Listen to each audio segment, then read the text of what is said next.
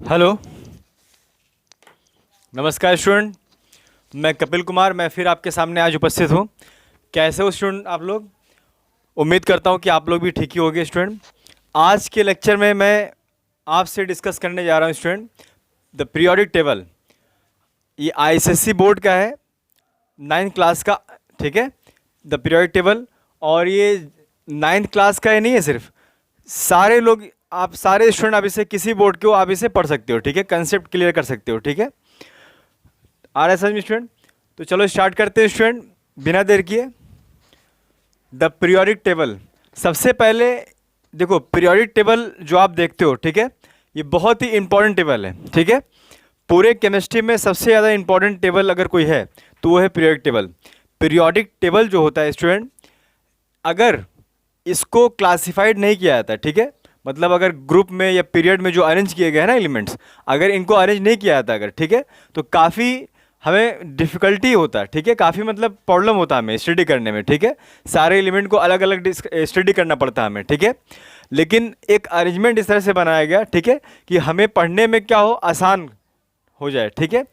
तो इस तरह से साइंटिस्ट लोगों ने क्या किया, फिर इसको एक अच्छे तरीके से, ठीक है, अरेंज किया। तो ये अरेंजमेंट जो है पीरियोडिक टेबल का, ये एक दिन में नहीं हो गया स्टूडेंट, ठीक है। सबसे पहले अर्ली अटेम्प्ट क्या था इनका, सबसे पहले कैसे साइंटिस्ट लोगों ने इसे अटेम्प्ट किया था, ठीक है। तो वहाँ पर देखो डिस्कस किया जा रहा है, classification of element, early chemist on the basis of properties, valencies, metallic and non metallic nature of elements. सबसे पहले एलिमेंट्स को कैसे कैटेगराइज किया गया था, वैलेंसीज के आधार पर, मेटल्स है या नॉन मेटल्स है, ठीक है, इनके आधार पर इनको सेपरेट किया गया था, ठीक है। आ रहा है समझ में? लेकिन ड्रॉबैक भी है इसका, ये फिर ये रूल आगे तक नहीं चल पाया, क्योंकि एक मेटल्स की वैलेंसी एक से ज़्यादा भी होती है, ठीक है, आगे हम डिस्कस करेंगे। तो वैलेंसी कोई फिक्स क्राइटेरिया नहीं है किसी भी एलिमेंट का, कि हर एलिमेंट की वैलेंसी फिक्स नहीं होती है, कहने का मतलब ये है। बहुत सारे ऐसे एलिमेंट्स हैं जिनकी वैलेंसी एक से ज़्यादा भी होती है, तो ये क्राइटेरिया क्या हो गया स्टूडेंट, फेल हो गया। मेटल और नॉन मेटल के हिसाब से जो डिवाइड किया गया था, ठीक है। लेकिन एक ऐसा भी एलिमेंट सामने आया जिनमें मेटल और नॉन मेटल दोनों की प्रॉपर्टी पाई गई, ठीक है, इसे कहते हैं मेटलॉइड, ठीक है। आगे फिर और डिस्कवरी होती है नोबेल गैस की, ठीक है। तो ये भी मतलब जो है कंसेप्ट रॉन्ग हो चुका था, ठीक है। इसके बाद फिर सबसे पहले कौन है, डोबर इनर। डोबर इनर साइंटिस्ट है, और उन्होंने अपना ट्रायड लेकर के आया। ट्रायड मतलब ये हुआ कि उन्होंने तीन तीन एलिमेंट को, 3 एलिमेंट का एक ग्रुप बनाया, ठीक है। तो 3 एलिमेंट के ग्रुप को ही कहते हैं ट्रायड कहते हैं। और उन्होंने इस तरह से अरेंज किया, उन्होंने एटॉमिक वेट के इंक्रीजिंग ऑर्डर में, ठीक है, एलिमेंट को अरेंज किया, ठीक है। एलिमेंट को कैसे अरेंज किया, उनके इंक्रीजिंग ऑर्डर में अरेंज किया एटॉमिक वेट को, ठीक है। आ रहा है समझ में? Elements are arranged in increasing order of their atomic mass, Dobereiner, ठीक है, लॉ ऑफ ट्रायड, मतलब वही Dobereiner law of triad 1815 में, ठीक है, इनका कहना था। They arranged 3 elements in a group called triad, और 3 एलिमेंट को एक ग्रुप में अरेंज किया, इसे ट्रायड कहते हैं, ठीक है। और ट्रायड किस हिसाब से बनाया उन्होंने, 3 एलिमेंट को इस तरह से लिया इन्होंने, इसे देखो, लिथियम, सोडियम और पोटेशियम। तो लिथियम और पोटेशियम का उन्होंने क्या किया, एटॉमिक मास को ऐड किया और 2 से डिवाइड कर दिया, यानी कि एवरेज।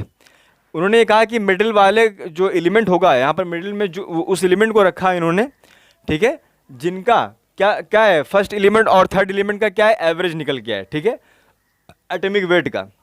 यानी कि लिथियम का एटॉमिक मास होता है 7 और पोटेशियम का होता है 39। उन दोनों को ऐड करके 2 से डिवाइड करने के बाद इसका आंसर कितना आया, 23 आया। यानी कि 23 जो है एटॉमिक मास, ये किसका है, ये मिडिल वाले एलिमेंट का है, यानी कि सोडियम का है। लेकिन ये कंसेप्ट सारे एलिमेंट के लिए वैलिड नहीं हुआ, यानी कि ट्रायड जो सिस्टम जो बनाया इन्होंने, ये आगे फिर क्या हो गया, फ्लॉप हो गया, मतलब फेल कर गया, ठीक है।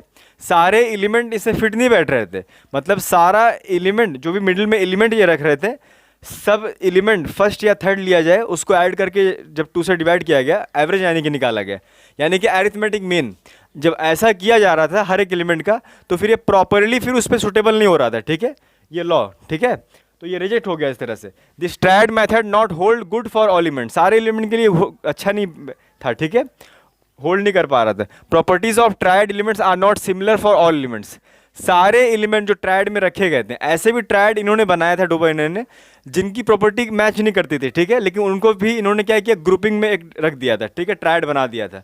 समझ में आ रहा है? तो ये इनका फेलियर था। इसके बाद आते हैं scientist Newlands law of octave, ये 1864 में अपना लॉ दिया। न्यूलैंड्स लॉ ऑफ ऑक्टेव जो है इन्होंने भी एटॉमिक वेट को ही बेस बनाया, ठीक है। Elements were arrange in increasing order of their atomic mass, atomic weight यानी कि एटॉमिक मास, ठीक है। तो इन्होंने भी अरेंज किया एलिमेंट को increasing order of their atomic weight, ठीक है। आ रहा है समझ में? और show resemblance between first and eighth element, और इन्होंने इस तरह से अरेंज किया कि फर्स्ट एलिमेंट और एट्थ एलिमेंट, जैसे मान लो 1 2 3 4 5 6 7, एट्थ जो एलिमेंट आया वो एट्थ एलिमेंट की प्रॉपर्टी फर्स्ट एलिमेंट की प्रॉपर्टी से क्या कर रही थी, रिजेंबलेंस हो कर रही थी, यानी सिमिलैरिटीज हो कर रही थी, ठीक है। तो एट्थ एलिमेंट को उन्होंने क्या किया, फर्स्ट एलिमेंट के नीचे रख दिया, फिर समझ में आ रहा है, इस तरह से अरेंज किया। ऐसे यहाँ देखो स्टूडेंट, अच्छा उस समय नोबेल गैस की डिस्कवरी नहीं हुई थी, ठीक है। अब यहाँ ध्यान से देखो स्टूडेंट, हाइड्रोजन के बाद हीलियम आता है, लेकिन हीलियम उस समय डिस्कवर नहीं हुआ था। तो हाइड्रोजन के बाद क्या आएगा, lithium, beryllium, boron, carbon, nitrogen, oxygen. Oxygen के बाद फिर कितने सारे एलिमेंट हो गए, 7 हो गए, 1 2 3 4 5 6 7। जो एट्थ एलिमेंट आएगा ना इसका, यानी कि फ्लोरीन, वो हाइड्रोजन के नीचे रख दिया गया, क्योंकि फर्स्ट एलिमेंट और एट्थ एलिमेंट की प्रॉपर्टी सेम है, इसीलिए जिनकी प्रॉपर्टी सेम होती है उनको एक ही कॉलम में रखा गया था, ठीक है, जिसे ग्रुप कहा गया आगे चल करके, ठीक है। तो फ्लोरीन, उसके बाद नियॉन की डिस्कवरी नहीं हुई थी, फिर से सोडियम आ गया, सोडियम फिर magnesium, aluminium, silicon, phosphorus, sulphur, sulphur के बाद फिर क्लोरीन, फ्लोरीन के नीचे आ गया पोटेशियम, ठीक है, क्योंकि आर्गन की खोज नहीं हुई थी उस समय, पोटेशियम, कैल्शियम, ठीक है। इस तरह से एक ग्रुपिंग बनाने की उन्होंने कोशिश की, ठीक है, न्यूलैंड ने, ठीक है। न्यूलैंड ऑक्टेव, ऑक्टेव का मतलब ये होता है कि ऑक्टेव मतलब होता है 8, यानी कि हर 8th एलिमेंट जो है वो पहले एलिमेंट के प्रॉपर्टी को शो करेगा, ठीक है, केमिकल प्रॉपर्टी को। लेकिन इनका ड्रॉबैक यही था कि ये मतलब यहाँ पर इन्होंने क्या किया, method show odd grouping and fail to leave space for undiscovered element. इन्होंने क्या किया, ये ग्रुपिंग जो था ना इनका, इस तरह का जो ग्रुपिंग इनका हुआ, ये फेल कर गया। ये मतलब आगे जैसे एलिमेंट अगर बढ़ेंगे हम तो उसमें वैलिड नहीं हो पा रहा था, ठीक है, ये जो सिस्टम है ये वैलिड नहीं हो पा रहा था इनका ऑक्टेट रूल, ठीक है। और कुछ इन्होंने एलिमेंट्स के लिए क्या कर दिया था, गैप कर दिया था, गैप छोड़ दिया था, जो उस समय डिस्कवर नहीं हुए थे उनके लिए इन्होंने गैप छोड़ दिया था, यानी कि मतलब वैलिड नहीं था ये लॉट, ठीक है। इसके बाद अगर हम बात करें मेंडलीव का, ठीक है, मेंडलीव पीरियड टेबल, यानी कि मेंडलीव कंट्रीब्यूशन, ये सबसे ज़्यादा कंट्रीब्यूशन अगर किसी का है पीरियड टेबल में तो है मेंडलीव। मेंडलीव का सबसे ज़्यादा कंट्रीब्यूशन है, ठीक है, इसीलिए मॉडर्न पीरियड टेबल को आगे हम पढ़ेंगे, मेंडलीव पीरियड टेबल भी कहा जाता है, ठीक है, आ रहा है समझ में। लेकिन मेंडलीव का अपना एक पीरियड टेबल था उनका, ठीक है। उसके बाद फिर मोसले आते हैं, मोसले जो है वो जो मोसले का जो पीरियड टेबल है वही क्या है, आज का पीरियड टेबल है, यानी कि मॉडर्न पीरियड टेबल, ठीक है। मोसले ने एटॉमिक नंबर को बेस बनाया, देखो सबसे पहले डोबर इनर आए, ठीक है, इन्होंने एटॉमिक वेट को बेस बनाया, फेल कर गए। सेकंड और Newland octave, Newland law of octave, ये भी एटॉमिक वेट को बेस बनाया, यानी कि एटॉमिक मास को बेस बनाया, ये भी फेल कर गए।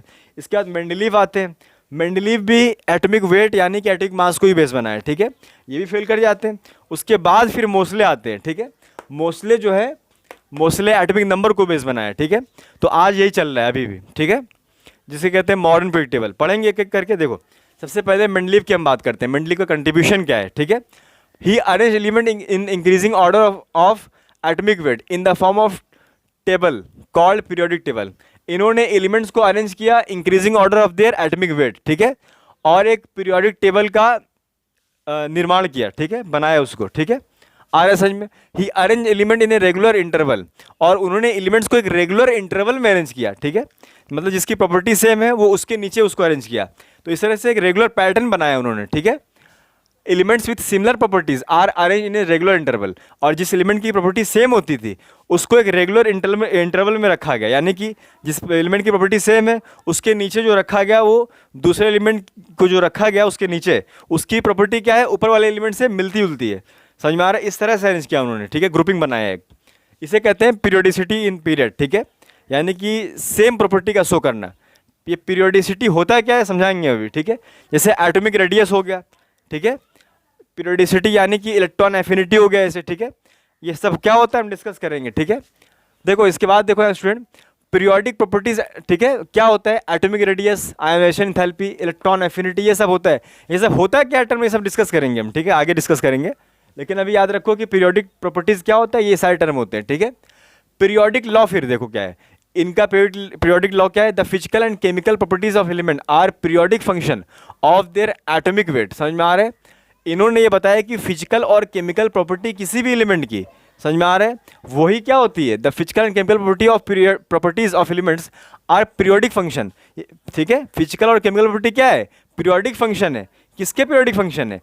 उसी एलिमेंट के एटॉमिक वेट के पीरियोडिक फंक्शन है। समझ में आ रहा है? आ रहा है समझ में? यानी कि एटॉमिक वेट को इन्होंने बेस बनाया। ठीक है, एटॉमिक वेट के आधार पर इन्होंने अरेंज किया एलिमेंट को। ठीक है, एक रेगुलर इंटरवल में। ठीक है, बहुत तरह से सक्सेस भी हुए अपने हिसाब से। ठीक है, उस समय 67 या 68 एलिमेंट की डिस्कवरी हो चुकी थी मेंडलीफ ने, उस समय मेंडलीफ के समय में हो चुका था। ठीक है, आगे भी डिस्कवर हुआ धीरे धीरे। उसके बाद फिर मेंडलीफ का देखो कंट्रीब्यूशन क्या है। ठीक है, मेंडलीफ का कंट्रीब्यूशन और यहाँ पर अच्छे से दिखाया गया है। ठीक है, फिर से elements are arrange in increasing order of the atomic weight in horizontal row. अच्छा, हॉरिजेंटल रॉ जिसे, ठीक है, हॉरिजेंटल रॉ को क्या कहा गया? पीरियड कहा गया। क्या कहा गया बोलो? पीरियड कहा गया। जो हॉरिजेंटल रॉ होते हैं, आगे हम पीरियोडिक टेबल बनाएंगे, हम पूरा modern periodic table next lecture में हम बनाएंगे, आपको क्लियर समझ में आने वाला है। पीरियड क्या होते हैं, ग्रुप क्या होते हैं, कौन कौन से एलिमेंट किस में होते हैं, सारा ए टू जेड पॉइंट हम समझेंगे। ठीक है, यहाँ देखो ध्यान से। पहले तो याद रखो कि जो हॉरिजेंटल रॉ होता है, यानी कि लेफ्ट टू राइट, ये जो रॉ हो गया, इसे कहते हैं पीरियड कहते हैं। और जो वर्टिकल कॉलम जो होता है पीरियोडिक टेबल में, उसे कहते हैं ग्रुप कहते हैं। ठीक है, बस ये याद रखो। Elements which are arranged in a group have similar chemical properties that is same valency. समझ में आ रहा है? जिनको सेम ग्रुप में जिन एलिमेंट को रखा गया, ठीक है, जैसे मान लो मतलब जिसके ऊपर एलिमेंट रखा गया उसके नीचे दूसरा एलिमेंट, उसके नीचे तीसरा एलिमेंट, तो इस तरह से एक एक करके जो ऊपर से नीचे तक जो एलिमेंट रखे गए उनको कहते हैं ग्रुप कहते हैं, यानी कि वर्टिकल कॉलम। तो उन ग्रुप उनका जो ग्रुप बनता है वो सिमिलर केमिकल प्रॉपर्टी शो करते हैं सारे। ठीक है, एक ग्रुपिंग में रहते हैं जिन जो, ठीक है, यानी कि उनकी वैलेंसी क्या होती है? सेम होती है। ठीक है, वही यहाँ पर लिखा गया है। Elements which are arranged in a group have similar chemical properties that is same valency. ठीक है, based on periodicity of properties a number of gaps were left in a table for undiscovered elements. समझ में आ रहा है? देखो इन्होंने क्या किया था, मेंडलीफ ने उस समय अपने समय में क्या किया था, कुछ ऐसे भी एलिमेंट्स थे जो समय डिस्कवर नहीं हुए थे। ठीक है, तो उनको उनके लिए क्या किया था इन्होंने, कुछ गैप छोड़ दिया था। ठीक है, और ये इतना बड़े साइंटिस्ट थे ये कि वो जो गैप छोड़े थे ना, उसका प्रेडिक्शन भी करके चले गए थे कि यहाँ पर जो गैप है, यानी कि यहाँ पर जो एलिमेंट होगा इन फ्यूचर जो रखा जाएगा, उसके प्रॉपर्टी को बता के चले गए थे। समझ में आ रहे हैं? ठीक है, प्रेडिक्ट करके चले गए थे, और वहाँ पर उसी एलिमेंट को भी बाद में रखा भी गया। समझ में आ रहे हैं? ठीक है, और इनका सबका अपना अपना नाम दिया था उस समय, जैसे स्कैंडियम है। ठीक है, बट नाउ डिस्कवर्ड, लेकिन अब डिस्कवर हो चुके हैं, जैसे scandium, gallium, germanium, early known as, इनको पहले क्या कहा जाता था? स्कैंडियम को कहा जाता था इक्का बोरॉन, गैलियम को कहा जाता था इक्का एल्यूमिनियम, जर्मेनियम को कहा जाता था इक्का सिलिकन। समझ में आ रहा है? रिस्पेक्टिवली इस तरह से इनका नाम, मेंडलीफ इस तरह से इनका नाम लेते थे। ठीक है, स्कैंडियम और गैलियम, जर्मेनियम को। ठीक है, इसके बाद अगर हम बात करें the properties of undiscovered element they are predicted, बताए थे अभी आपको, मतलब जो अनडिस्कवर्ड एलिमेंट थे उस समय जो डिस्कवर नहीं हुए थे, उनके प्रॉपर्टी को भी इन्होंने प्रेडिक्ट कर लिया था। ठीक है, समझ में आ रहे? लिमिटेशन की अगर हम बात करें कि तो क्या है, इनका लिमिटेशन बहुत इंपॉर्टेंट है स्टूडेंट। ठीक है, आता है एग्जाम में, ये भी आता है मेंडलीफ का। ठीक है, देखो इन्होंने क्या किया था, कोबाल्ट के बाद निकल को रखा था। ठीक है, निकल को कोबाल्ट के बाद रखा था। ठीक है, अगर एटॉमिक वेट के हिसाब से अरेंज किया जा रहा है इंक्रीजिंग ऑर्डर में, तो कोबाल्ट और निकल के एटॉमिक वेट को ध्यान से देखो स्टूडेंट। कोबाल्ट का एटॉमिक वेट होता है 58.9 और निकल का होता है 58.6, यानी कि कोबाल्ट का एटॉमिक मास ज़्यादा है और निकल का कम है, तो निकल को कोबाल्ट के पहले रखना चाहिए था। समझ में आ रहा है? लेकिन ऐसा नहीं है, इन्होंने कोबाल्ट के बाद निकल को रखा, यानी कि ये डिक्रीजिंग ऑर्डर एक तरह से एटॉमिक वेट का कोबाल्ट निकल में, तो यहाँ पर ये फेल कर गए थे। समझ में आ रहा है? लेकिन अभी के मॉडर्न पीरियोडिक टेबल में ये अरेंजमेंट ठीक है, क्योंकि अभी एटॉमिक नंबर को बेस बनाया गया था, क्योंकि कोबाल्ट का एटॉमिक नंबर होता है 27 और निकल का होता है 28, तो इंक्रीजिंग ऑर्डर के हिसाब से ठीक रखा गया, एटॉमिक नंबर के हिसाब से अभी ठीक रखा गया। लेकिन पहले जो रखा गया था एटॉमिक वेट के हिसाब से रखा गया था ना, तो उसके अकॉर्डिंग क्या होना चाहिए था, निकल पहले होना चाहिए था, कोबाल्ट बाद में होना चाहिए था, क्योंकि इंक्रीजिंग ऑर्डर चल रहा था एटॉमिक वेट का। लेकिन रखने में इन्होंने ऐसे ही रखा, समझ में आ रहा है, इसीलिए फेल कर गए। समझ में आ रहा है? इस मतलब पॉइंट को उन्होंने एक्सप्लेन नहीं कर पाए। पोजीशन ऑफ एक्टिनाइड, एक्टिनाइड के पोजीशन को इन्होंने नहीं बताया। अच्छा, एक्टिनाइड और लेंथेनाइड के पोजीशन को इन्होंने जस्टिफाइड नहीं किया था। ठीक है, एक प्रॉपर एक पोजीशन नहीं बनाया था। ठीक है, एक्टिनाइड और लेंथेनाइड का। ठीक है, एक्टिनाइड और लेंथेनाइड सीरीज क्या होता है, ये सब हम अच्छे से नेक्स्ट लेक्चर में सुनेंगे हम, ठीक है, परेशान नहीं होना है आपको, ठीक है। इसके बाद देखो, position of isotopes of elements are not given. देखो स्टूडेंट, ये इंपॉर्टेंट पॉइंट है। अगर आप एटॉमिक वेट को बेस बनाते हो, ठीक है, मेंडलीव ने एटॉमिक वेट को बेस बनाया था, यानी कि एटॉमिक वेट को आप जब बेस बना रहे हो, तो अगर सपोज करो आइसोटोप्स की अगर हम बात करते हैं, आइसोटोप्स क्या होता है स्टूडेंट, पहले के लेक्चर में पढ़ चुके हैं स्ट्रक्चर ऑफ एटम में। आइसोटोप्स यानी कि आइसोटोप सेम एलिमेंट शो करता है, सेम एलिमेंट जो होता है उसके ही कई फॉर्म नेचर में पाए जाते हैं, 2 या 3 फॉर्म, ठीक है। जैसे हाइड्रोजन, हाइड्रोजन के 3 आइसोटोप्स होते हैं, एक होता है इसका एटॉमिक मास 1 होता है, दूसरे वाले का एटॉमिक मास 2 होता है, और तीसरे वाले का एटॉमिक मास 3 होता है, 3। अगर आप एटॉमिक मास को बेस बनाते हो, यानी कि एटॉमिक वेट को बेस बनाते हो, ये तीनों हाइड्रोजन के लिए आपको पीरियोडिक टेबल में प्लेस देना पड़ेगा, क्योंकि आप एटॉमिक मास को बेस बना रहे हो ना, एटॉमिक नंबर को तो नहीं बना रहे हो। अगर एटॉमिक नंबर को बेस बनाया जाए तो अकॉर्डिंग टू आइसोटोप्स क्या होता है, एटॉमिक नंबर सेम होता है और एटॉमिक मास क्या होता है, डिफरेंट होता है।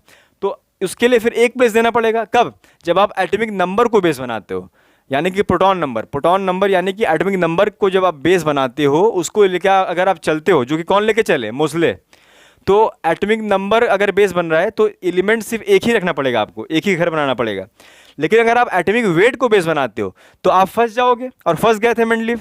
कैसे फंस गए थे, क्योंकि आइसोटोप्स जो होते हैं एक एलिमेंट को 3 होते हैं, तो तीनों के लिए आपको अलग अलग प्लेस देना पड़ेगा पीरियोडिक टेबल में, समझ में आ रहा है। लेकिन ऐसा काम तो इन्होंने नहीं किया था। मेंडलीव ने हाइड्रोजन का जो 3 आइसोटोप्स होता है, यानी कि जिसका एटॉमिक मास 1 और 2 और 3, अब भाई एटॉमिक मास को जब आप बेस बना रहे हो तो तीनों के लिए सेपरेट आपको प्लेस देना चाहिए था, लेकिन इन्होंने प्लेस नहीं दिया था, यानी कि आइसोटोप्स वाले कंसेप्ट में ये फंस गए, ठीक है, यानी कि लिमिटेशन इनका फेलियर है, ठीक है। इसके बाद अगर हम बात करें मोस्ले क्लासिफिकेशन, ये इंपॉर्टेंट है और ये अभी का है, ठीक है। मोस्ले क्लासिफिकेशन क्या है, he arrange the elements in increasing order of atomic number. इन्होंने एटॉमिक नंबर को बेस बनाया, यानी कि प्रोटॉन नंबर को बेस बनाया, ठीक है। और इनके हिसाब से इन्होंने क्या किया, 7 हॉरिजॉन्टल रॉ बनाया, ठीक है, जिसे पीरियड कहते हैं, यानी कि 7 पीरियड था इनके मॉडर्न पीरियड टेबल में, और जो अभी का टेबल है। और 18 क्या है, कॉलम है, वर्टिकल कॉलम, जिसे हम कहते हैं ग्रुप, यानी कि 18 ग्रुप है, ठीक है, आ रहा है समझ में स्टूडेंट। और जिसे कहते हैं modern period table. Modern periodic law क्या होता है, the physical and chemical properties of element, किसी भी एलिमेंट का फिजिकल और केमिकल प्रॉपर्टी वो पीरियोडिक फंक्शन है किसके, एटॉमिक नंबर के। लेकिन पहले के साइंटिस्ट क्या कह रहे थे, मेंडलीव, एटॉमिक वेट की पीरियोडिक फंक्शन है फिजिकल और केमिकल प्रॉपर्टी। लेकिन अभी मोस्टली क्या कह रहे हैं, फिजिकल और केमिकल प्रॉपर्टी जो है ये पीरियोडिक फंक्शन है किसका है, एटॉमिक नंबर का है। समझ में आ रहा है, दोनों में डिफरेंस है। ये मॉडर्न पीरियोडिक लॉ है। रीजन क्या है पीरियोडिसिटी का पीरियड में, after different interval of atomic number recurrence of similar electronic configuration और टेक प्लेस। इसमें ये अभी आपको हम बताएंगे, आगे बताएंगे, ठीक है। सिमिलर इलेक्ट्रॉनिक कन्फिगरेशन यानी कि सेम ग्रुप में जो एलिमेंट को अरेंज किए गए उनका इलेक्ट्रॉनिक कन्फिगरेशन का फॉर्मेट क्या मिलेगा, सेम मिलेगा। कैसे मिलेगा हम आपको बताएंगे, ठीक है। इसके बाद अगर हम बात करें element which are with similar electronic configuration, short में हमने लिखा है electronic configuration have same chemical property. जिस भी एलिमेंट का सेम इलेक्ट्रॉनिक कन्फिगरेशन का फॉर्मेट रहता है तो उसका केमिकल प्रॉपर्टी भी क्या होता है, सेम होता है, इसीलिए उनको सेम ग्रुप में रखा गया है, ठीक है, जिनकी प्रॉपर्टी सेम है, केमिकल प्रॉपर्टी फिजिकल प्रॉपर्टी नहीं, ठीक है। इसके बाद अगर हम बात करें पीरियोडिक प्रॉपर्टीज़, देखो यहाँ पर 3 पीरियोडिक प्रॉपर्टीज़ हैं और मेनली आपको 10th क्लास में डिस्कस करना है, अच्छे से समझना है, ठीक है। सबसे पहले क्या होता है, atomic radius, ionization potential, electron affinity. लेकिन आपको थोड़ा हम आइडिया दे देंगे, ठीक है, आगे लेक्चर में हम इसको, ठीक है। लेकिन अभी याद रखो एटॉमिक रेडियस यानी कि एटम का रेडियस। एटम का रेडियस अगर आपको देखना है या एटम का साइज देखना है तो न्यूक्लियस से लेकर के बाहरी सेल तक, न्यूक्लियस से लेकर के एटम के बाहरी सेल तक, यानी कि outermost shell, valence shell तक जो भी डिस्टेंस है यानी कि रेडियस है, वो समझ में आ रहा है, समझ में। जैसे मान लो ये कहा जाए कि ये एटम है, ठीक है, ये एटम का न्यूक्लियस है और न्यूक्लियस से ये आउटर मोस्ट क्या है, सपोज कर लो ये सेल है, ठीक है, ये सारे, ये मान लो बहुत सारे सेल बने हुए हैं, तो न्यूक्लियस से आउटर मोस्ट सेल का डिस्टेंस ये क्या होता है, एटॉमिक रेडियस होता है, ठीक है। तो ये एटॉमिक रेडियस क्या होता है, कैसे इंक्रीज करता है, कैसे डिक्रीज करता है, ठीक है, ये सब डिस्कस करेंगे हम, ठीक है। आयनाइजेशन पोटेंशियल क्या होता है, the amount of energy required to remove an electron from an isolated gaseous atom. देखो जैसे मान लो ये एटम है, ठीक है, अब इस एटम में जानते हो सब लोग कि सेंटर पर क्या होता है, पॉजिटिव, यानी कि न्यूक्लियस होता है, ठीक है, क्योंकि न्यूक्लियस का चार्ज क्या होता है, पॉजिटिव होता है, ठीक है स्टूडेंट। सेंटर पर क्या होता है, न्यूक्लियस, और न्यूक्लियस का चार्ज क्या होता है, पॉजिटिव होता है, ठीक है। और ये न्यूक्लियस कंटिन्यू क्या करता है, अपने इलेक्ट्रॉन्स को क्या करता है, जो कि नेगेटिव चार्ज का होता है, हमेशा अट्रैक्ट करके रखता है, ठीक है, समझ में आ रहा है। अब अगर मान लो हम क्या करें, बाहर से कुछ एनर्जी सप्लाई करें, समझ में आ रहा है, हम क्या करें, बाहर से कुछ एनर्जी सप्लाई करें, तो एनर्जी सप्लाई करने से क्या होता है स्टूडेंट, बाहर से अगर एनर्जी सप्लाई कर रहे हैं अगर हम, तो ये इलेक्ट्रॉन क्या होता है, यहाँ से स्प्लिट कर जाता है, निकल जाता है। मतलब यानी कि ये न्यूक्लियस और इलेक्ट्रॉन के बीच में जो एक बॉन्डिंग था, अट्रैक्टिव फोर्स था, उसको तोड़ देना। तो जो ब्रेक करने के लिए जो भी एनर्जी चाहिए हमको, उसे कहते हैं आयोनाइजेशन पोटेंशियल कहते हैं, या फिर आयोनाइजेशन एनर्जी कहते हैं। The amount of energy required to remove an electron from isolated gaseous atom. कोई भी एक गैसियस एटम से इलेक्ट्रॉन को निकालने के लिए जो भी हमको एनर्जी चाहिए, उसे कहते हैं आयोनाइजेशन एनर्जी कहते हैं, या फिर आयोनाइजेशन पोटेंशियल कहते हैं। ठीक है, इलेक्ट्रॉन एफिनिटी क्या होता है, ये याद रखना, मेटल के लिए होता है। आयोनाइजेशन पोटेंशियल या फिर आयोनाइजेशन एनर्जी देखा जाता है, ये मेटल के लिए देखा जाता है। और इसके बाद क्या होता है, इलेक्ट्रॉन एफिनिटी। इलेक्ट्रॉन एफिनिटी क्या होता है स्टूडेंट, इलेक्ट्रॉन एफिनिटी बहुत सिंपल है, ये नॉन मेटल के लिए होता है स्टूडेंट। ठीक है, इलेक्ट्रॉन एफिनिटी जो होता है स्टूडेंट, ये नॉन मेटल के लिए होता है। ठीक है, जैसे मान लो कोई न्यूक्लियस यहाँ पर है और ये मान लो कोई एटम है। ठीक है, तो ये एटम क्या करेगा, किसी बाहरी इलेक्ट्रॉन को क्या कर रहा है, अपनी तरह अट्रैक्ट कर रहा है। उल्टा केस है, पहले इलेक्ट्रॉन को लॉस किया जा रहा था, जो भी एनर्जी लग रही थी इलेक्ट्रॉन को लॉस करने में, अब एनर्जी यानी कि देनी पड़ रही थी इलेक्ट्रॉन को लॉस करने के लिए, बॉन्ड को ब्रेक करने के लिए, न्यूक्लियस और इलेक्ट्रॉन के बीच का जो बॉन्ड है उसको ब्रेक करने के लिए एनर्जी देनी पड़ रही थी। उस एनर्जी को कहते हैं आयोनाइजेशन एंथैल्पी, जो पहले पढ़ चुके हैं यहाँ पर।